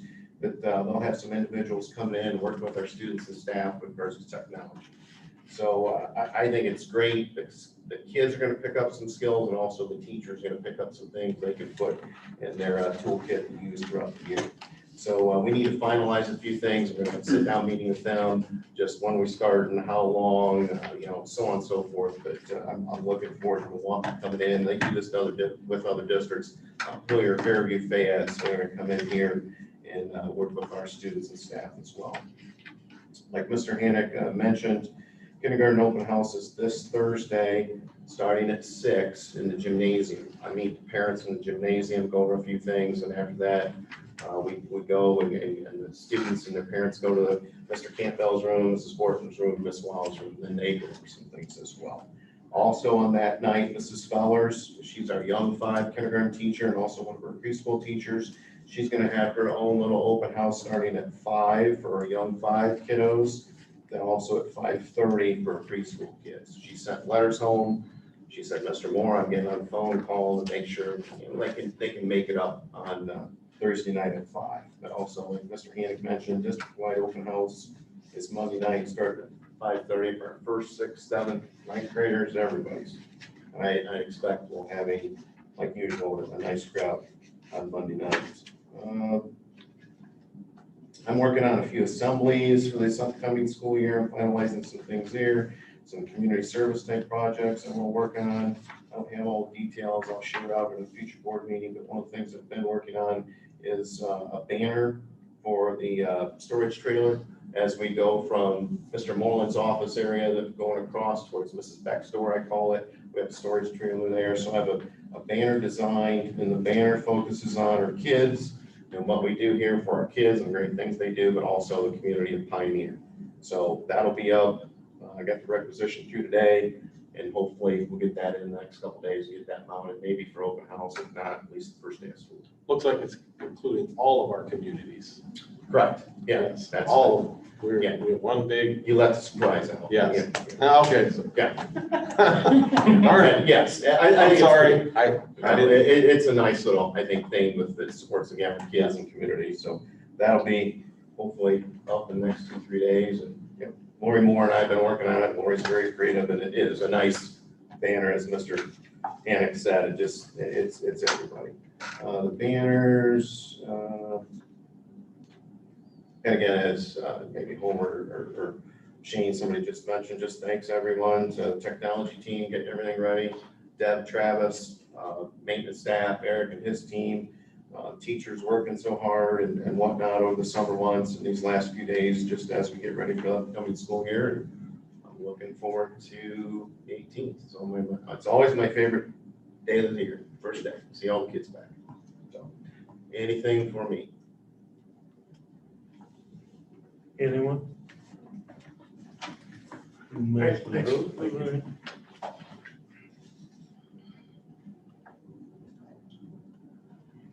Me? Dr. Rose, You can say ditto Andy if you want. Ditto. Dr. Rose, you're up. Don't have very much on here. I also want to thank the custodian staff, because as you know, in a high school, when there's stuff all summer, everywhere, all the time, they do a great job of getting in and out of the classrooms, in and out of the the gyms and whatever to make the school look awesome, and I'm really thankful for them. I put new staff members down there, and that is such a misnomer. These are staff people that have been here that are being reassigned, that have gone to different places. Andrew is athletic director, he's still teaching, but he's the athletic director too.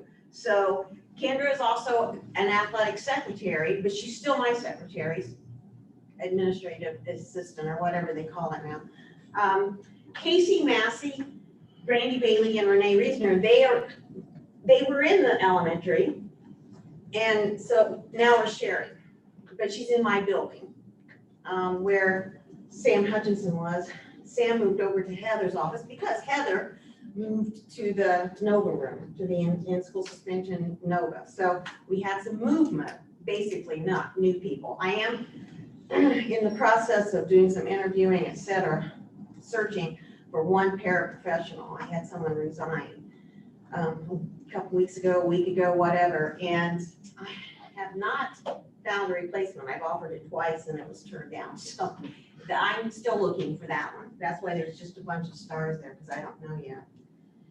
Handbook, I didn't have any major changes. I missed some, thank you, Anthony. So I redid the handbook. I didn't have the copies for anybody except you guys anyway. So you've got the pages where the corrections were made. Basically, it was, I didn't forget exactly, but when I did this, I didn't put that Andrew was the AD on that faculty page.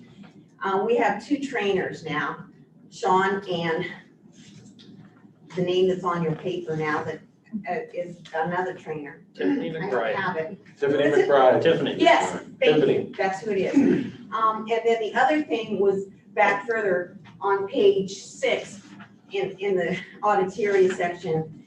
Since we've got the picnic tables, my students love to go out there at lunch. So we added outdoor eating in that section. That's all we did. We added, everything else on the handbook was just as is. There were no major changes.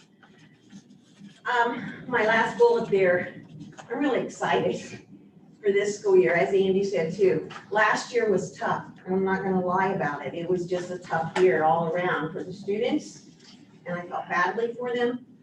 They carried on. We got through the year, but it was a tough year, I won't lie. This year's gonna be better. I have every inkling, every suspicion, every hope that this year is going to be better. So I'm excited about it. Upcoming events, these will be on my thing every time. And these are just the big major ones. There are little ones that I'll be adding to it. But for right now, I just gave you the, like commencement.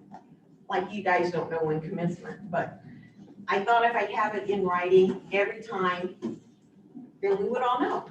And it will be there for you. Questions? Andy told me to be quiet. That's because he talked too long? No. Anything from Mr. Rosen? Mr. Mickey? I will be brief. As far as summer stuff, that's all wrapping up. Our morning lifting is still going on, but with the commencement of a lot of the fall sports starting their practices, the numbers have kind of dwindled. We've still got some coming in every morning, but it's dwindled quite a bit. Reminder that the parents' meeting is scheduled for this Thursday at 6 p.m. I know there's a conflict with volleyball, but I'm trying to work that out right now. Fall sports, like I said, they've all begun practices. Volleyball and football have actually had successful scrimmages so far. Football was very successful, was able to attend that the other day. Looked really good against Wasion's team, so that was positive. Golf has had 2 matches already. I know we finished 4th on Tuesday at the Wasion invite, and today we played Swan over Valleywood and could have shot better today. So that's what athletics update is right now. What's that? Yeah, we'll go with that. It was really hot over there today. Handbook. And Handbook. yes, You want to talk about that at all? I thought that was on here to talk. It is. So when we get to it, we'll talk about it. Yes. Okay. And we'll talk about the handbook. And yeah, we have the handbook here to approve. The updated drug policy is in the handbook. We worked on that and have that in there, and we approved that. hopefully. which is why the parents' meeting is after this. That's why I scheduled it that way. Any questions? Have you had your coaches meeting yet? Coach, I have not had those yet. I wanted to wait until after this and all that was situated as well. It's kind of the same thing with the parents' meeting, wanted to get that stuff going first and make sure we had this squared away before I did that with the coaches. I just want to maybe, one thing to focus on is communication at your coaches meeting. Too many times they've gotten to where they just communicate with the student. And telling the student something, you never get it back to the parent. So if we could get back to some past time periods where you actually communicated with the parent a little bit or sent some updates to the parent or something. Okay. Would be huge, definitely for myself, and I think other parents as well. They would just like to have a little communication from the coach. Doesn't have to be constant, but just something, or if there's some awards or some meetings going on or something, let the parents know. Too many times I hear from my daughter like the night of or something like, oh yeah, we got this going on, thing. A little notice would have been nice. Yeah, I'm sure there's a number of times that I've coached before, so I've seen it 100 times. You hand something to the kids and it never makes it out of the backpack. Anymore, it's just group text, just with the athletes, and that's as far as it goes. They don't group text like the parents or anything, any information, so. I got you. Something like that. And then, I don't know if we've talked to you about it or anything, maybe changing the evaluation of coaches or something down the road, maybe looking into that. I know like the varsity coaches and that, maybe do surveys to their athletes. And I think maybe some of them are real factual just because of, the coach knows who it is, so there might be a little repercussion if the student puts down, was too hard on me or done this to me or something. Maybe that's something you could do with a Google Doc or something. I've seen a lot of Bill do it and people here do Google Doc surveys and really turn out good, and they're pretty private and they're not going to the coaches. Maybe something like that could happen, or even one going out to the parents asking what they thought of the coaching season, where could we improve, items like that. Okay, I like that. I mean, we get a lot of input, I think, from the parents. Maybe if we can involve them a little more, give us some different ideas. I mean, if we work together, we're just gonna make it better, so. Absolutely. Something we could look into. Any questions? Thank you. Thank you. We got a list of things to approve. There's a motion to, I'll just read it. It's for transportation. Be it resolved that non-public transportation by bus may be considered unreasonable, and that the superintendent shall inform eligible parents of this action so that payment in lieu of transportation may be arranged. Be it further resolved that the amount in lieu of payment to eligible parents for the 21-22 school year be the minimum rate calculated by the Ohio Department of Education. Do I have a motion? I'll second. Anthony and Lee. Questions, comments? Call roll, please. Homer, Yes. Tim, Yes. Shane, Yes. Lee, Yes. Anthony. Yes. Transportation handbook.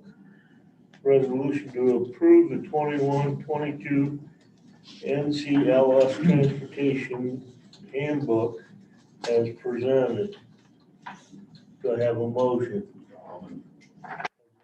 Tim? I'll second. Questions, comments? Call the roll, Mr. Smelter. Tim, Yes. Shane, Yes. Lee, Yes. Anthony, Yes. Homer. Yes.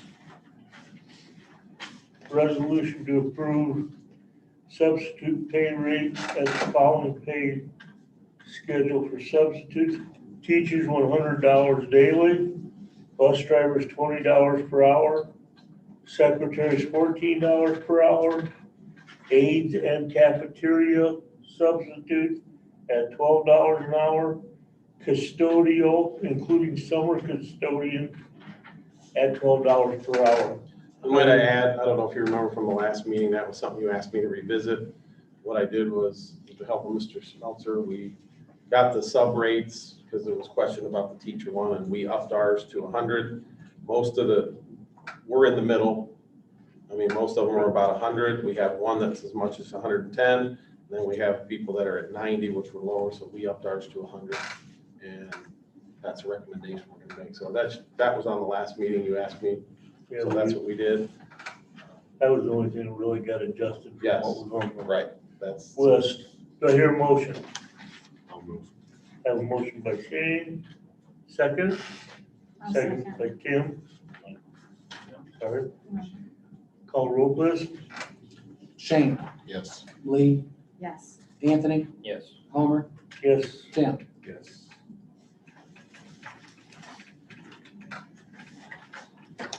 Recommendation, okay. Complimentary passes. This is the athletics. Resolution to approve complimentary passes be offered to our employees, community members, and other individuals as follows.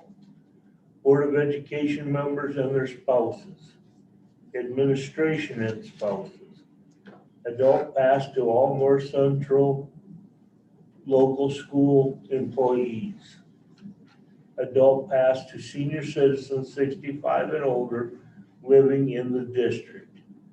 Passes may also be distributed to other entities at the discretion of the athletic director. Do I have a motion? Have a motion by Anthony, second. I'll second. Second by Shane. Questions, comments? Call roll, please. Lee, Yes. Anthony, Yes. Homer, Yes. Tim, Yes. Shane. Yes. Student drug testing for NCLS athletic participation. Resolution to approve Great Lakes Biomedical to conduct random drug testing of student athletes at North Central starting in the fall of 2021. Do I have a motion? I'll move.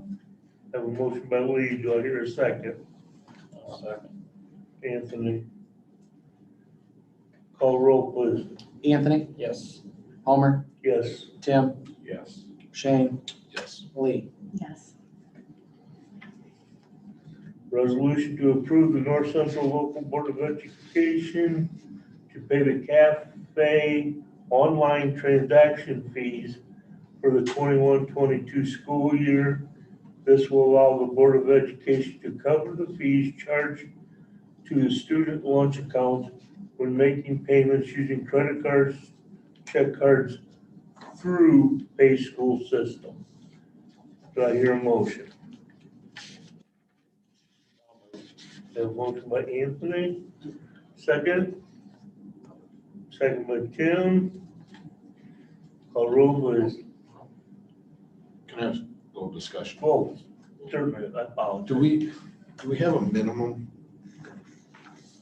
Here's what I went over. Do we have a last- minimum that the parents, like, Yeah. transaction, like, they're putting it on an account? Yes.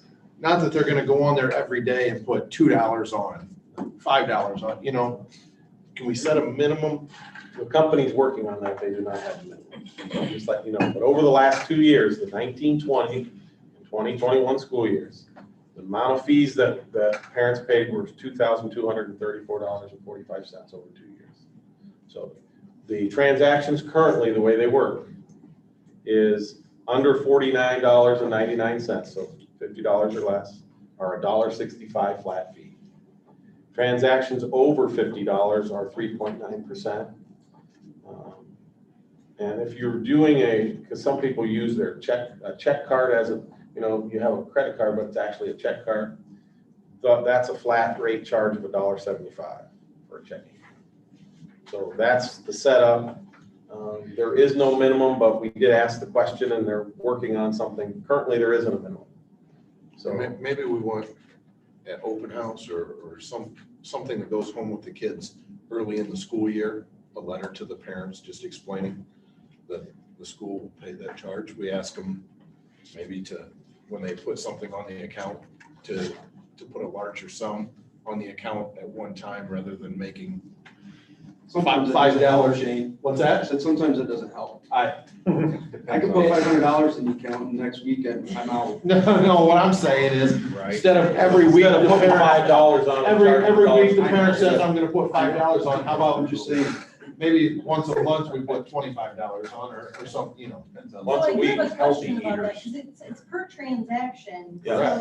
So, because I tried this multiple different ways, because I have 4 kids I'm putting on, which I appreciate you guys talking about this, by the way. When was the last time we logged into Power School? You got a small part in it. So it doesn't matter, like if I'm putting it on all 4, it charges me the transaction fee 4 times instead of like, Yeah. It You know goes what I'm to saying? each different it's account. not, I feel like that's one transaction, I'm putting it Yeah. on 4 different accounts, but they're saying it's 4 different. I got a suggestion. Yeah. You could send a check in I could. for a total and then say, I want 3/4 of it to go on this account and 1/4 on the, Well, I girls like get Rob, 1/4 and the so I'm boys not get gonna do 3/4. that, but. You could do, I'm just saying you could do that. That's the way I do it. But we want to have an option for parents that use that because we want the kids, It's much more convenient. it's to do it convenient that for the way. parents. I We want the kids to have extras if they want them. I'm in favor of it. I just think it would be nice to make the parents aware that there is a charge every time they do it. And it doesn't hurt to make them aware. Well, Mr. Taylor's coming I with a know, dog and I pony know. show for open house and I'll make sure that he has. I know some parents, it's Something else. not gonna make one bit of difference to make them aware, but there are some conscious parents out there that will consciously put a larger sum on at one time rather than go on weekly and make transactions. So it doesn't hurt to make them aware of what. No, Well, there was we're on like $1, somebody put Yeah. $1. I mean, I looked at all the transactions. Right. I mean, I got a list of all the transactions and there were some, I mean, it's happened where we put $1 on and it got charged $1.65. Yeah. So that has happened. And there's other people that'll put $500 on. You know, I've seen both of those. But on a good note, breakfast and lunch is free again Yeah, this year. so. breakfast and lunch are free, so we're talking about for extras. It's extra, so if you're spending, Ryan, we're spending that kind of money, it's on extras. Free. Yes, Multiple meals. it's on extra meals, it's not even the meal itself, so I just want you to be aware of that. Yep, start packing. Okay, Any other questions? that's a good question. Call roll, please. Homer, Yes. Tim, Yes. Shane, Yes. Lee, Yes. Anthony. Yes. Next, need a motion, resolution to approve the purchase of 10 Halo multi-sensors from Johnson Control, not to exceed $25,000. And that is for our bathrooms and locker rooms also. Bathrooms, locker rooms, Junior high locker. junior high locker rooms, at the junior high school. Okay. But this is. And we're gonna use ESSER funds for that. Correct. But we didn't in the high school gym locker room. We did not, no.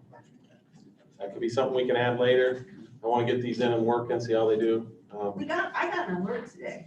Right, They were testing. yeah, they're testing them, so. That need work done, right? I did, Yeah. I was over at the ESC, but I got 2 alerts where it was the articles Oh, or whatever was over the limit of 20 and then it was over the limit of 24, wow.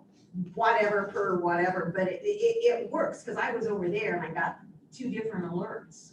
I knew you were testing, but This is a mitigation strategy for people going in bathrooms and doing things they're not supposed to. and that's the reason I didn't do the high school yet, because during practices, like after school, some of them do, but the high school locker rooms are not used for PE. I mean, during the school day, because the elementary's in there all day. If they're used after school, those coaches are right there. I don't think we need too much. I don't think they are, but my bathrooms up here, the junior high locker rooms, in the junior high gym, we covered all of those. We also covered, there's a bathroom by the egg department that we covered because that's used. So I covered as much as I could, and if we see that there's an issue with the high school ones, I will find, Mr. Hammack will find some more money for me that will do those. The starting point, I think we need to get Yes. things started so that we can kind of We're trying monitor to things and eradicate some of the issues that we had. answer the concerns that have been brought, so. Sure. Okay, do I have a motion to purchase the 10 payroll sensors? I'll move. Have a motion by Shane, do I hear a second? Tim? Call roll, please. Tim, Yes. Shane, Yes. Lee, Yes. Anthony, Yes. Homer. Yes. We need a resolution to approve the tech coordination agreement for services with Milwaukee, Northwest Ohio Computer Association, per the attachment. Do I have a motion? I'll move. A motion by Anthony. Second, I'll second this one. Questions, comments? Call roll, please. Shane, Yes. Lee, Yes. Anthony, Yes. Homer, Yes. Tim. Yes.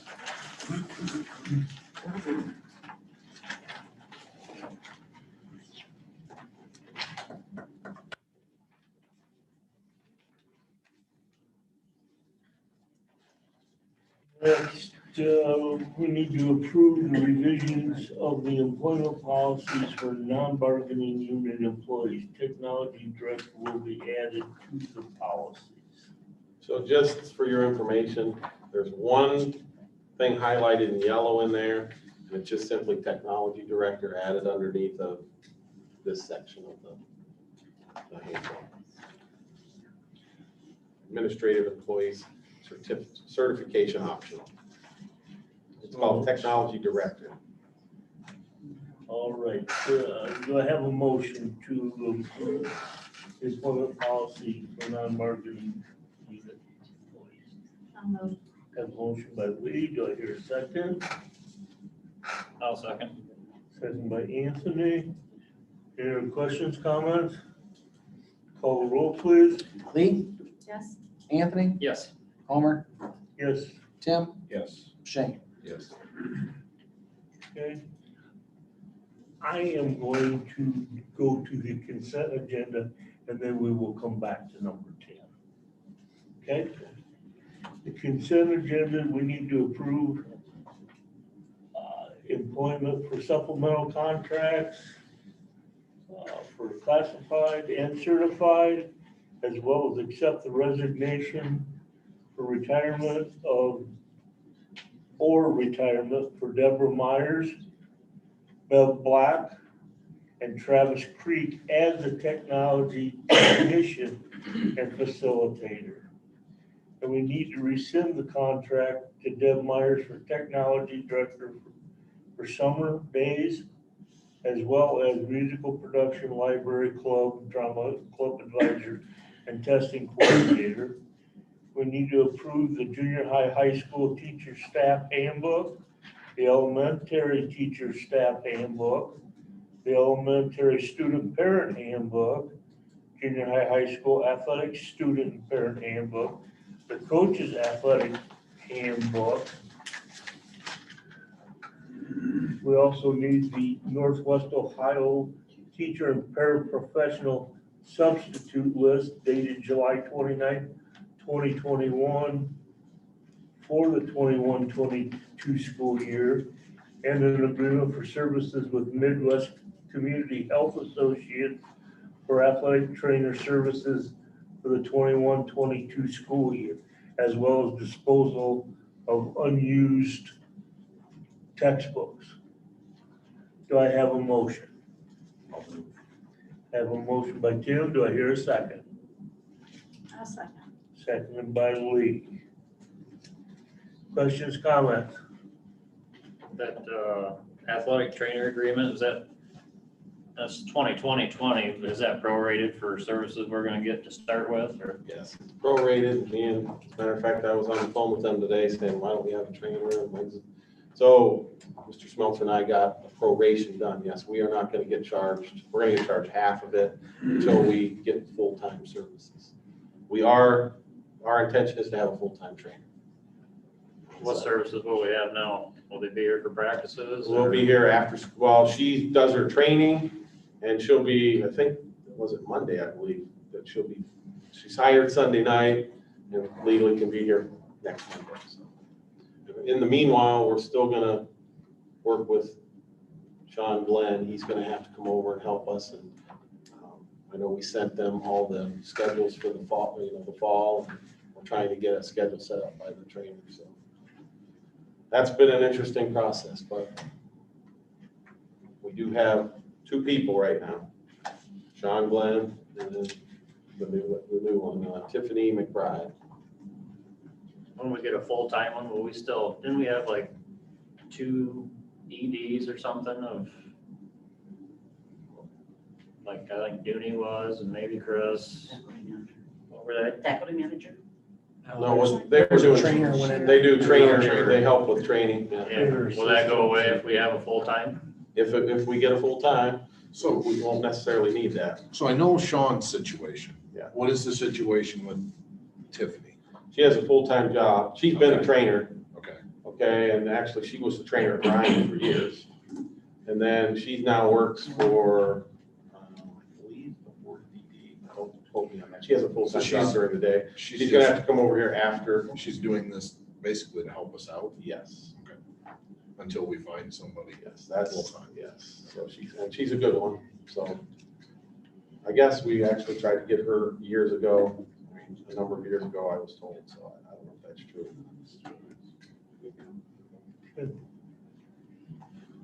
Call roll, please. Homer, Yes. Tim, Yes. Shane, Yes. Lee, Yes. Anthony. Yes.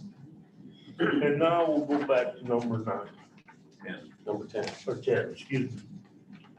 I need a resolution to approve the administrative contract of Travis Creek as technology director for 3 years, starting August 1st, 2021 through July 31st of 2024. Do I hear a motion? It should be July 31st. July 30th. Did I say 31st? Yeah, you I did. know it didn't. Yeah, you doesn't mentioned say- that first thing. I missed. Do I have a motion? I'll move. A motion by Anthony, do I hear a second? I'll second. Oh, you did, I didn't hear you. Sorry. Shane? Call roll, please. Anthony, Yes. Homer, Yes. Tim, Yes. Shane, Yes. Lee. Yes. Congratulations, Travis. Very much so. Congratulations, Travis. Good luck. Yeah, I'll need it. No, you don't. You're good at it already. And I need a motion to go into executive session to discuss personnel employment, which would include promotion and compensation, as well as to discuss the possibility of property purchase or sale. Yes. Do I have a motion? I'll move. Yes, Shane.